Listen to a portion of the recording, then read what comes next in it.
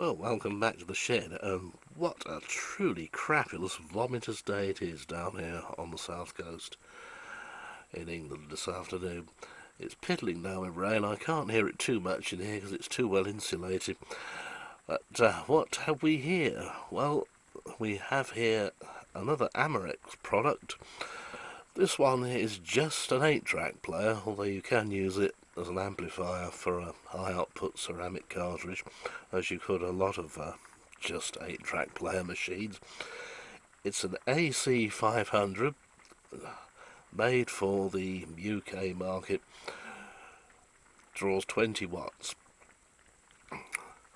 I suspect the only difference between this and one built for America would have been the transformer, which would be to their 110, 127 at the time. The frequency being immaterial on this, as it's playback only in a DC motor anyway. As you'd expect, all discrete component amplifier, long before too many microchips started appearing. And this is in fact a rebranded Toshiba, I imagine, because Hanimex equipment tended to be, and Amerex are so similar in design they've got to come from the same stable. They probably did this because there were so many vets who remembered at the time the horrors of the Japanese prisoner of war camps and so on. So they called it an Amerex, and they fooled some of the people some of the time, I expect. Oh dear. But it does sound quite good as it goes. The only thing I can find so far wrong, apart from it being a bit tatty, where it's been in someone's garage for years, is that the little lamp there for track 4 doesn't light up. The other 3 do, but not that one. It's driven by a 12-volt governator motor, much like the one you'd have found in your car way back in the day, as they say.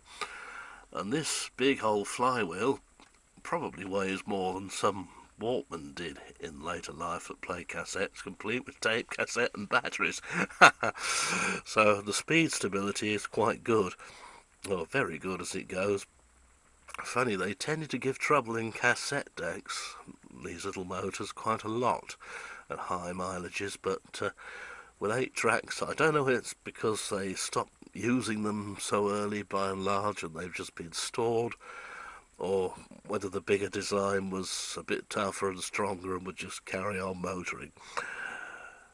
Proper mains off and on switch, it isolates the actual mains transformer rather than the secondary side. So when you turn it off, it is off. It's not on standby and drawing any juice. Well, without further ado,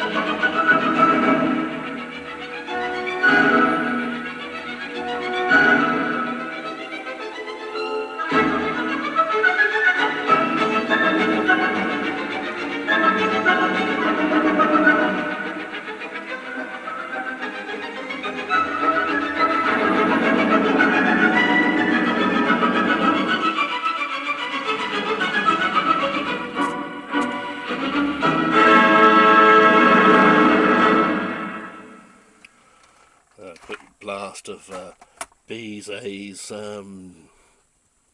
Carillon and Larsien. I don't know if I'm saying that right. I've got a bit of a cold at the moment, so probably not. This is unusual, this unit, in that the top comes off rather than the whole chassis sliding out of a tube of plywood, if you will. But there you are, something different. And see you again soon.